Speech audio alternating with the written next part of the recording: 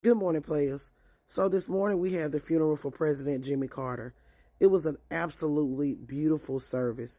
His grandson did one of the most beautiful eulogies that I had ever seen, speaking about who Jimmy Carter was as a man, as a human being, how he never changed despite the fact he was the leader of the free world.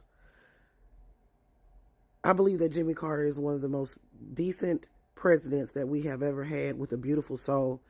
And of course, here at the Blackbeard News, I'm sending my condolences out to the family.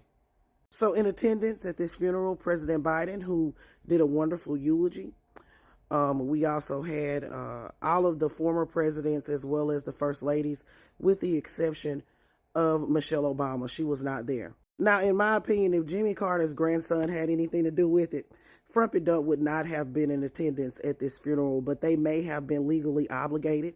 Also, we know that the Democrats are always doing the most decent things, so Frumpy Dump was allowed to attend this service. But considering the fact that he just suggested a couple of days ago that President Carter was weak, I don't even know why he was there. Now, I believe that this is the first time that Pissy Pence and Frumpy Dump have been in the same room together since the end of Frumpy Dump's presidency. But Pissy Pence did shake Frumpy Dump's hand as well as Melania's hand.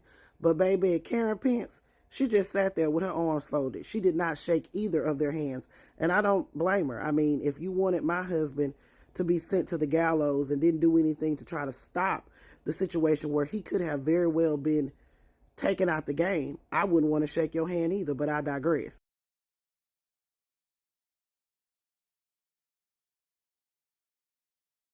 Now, Frumpy Dump was seated next to former President Barack Obama, and this moment is currently making rounds because dare President Obama have decency and decorum and smile and have conversation with Frumpy Dump.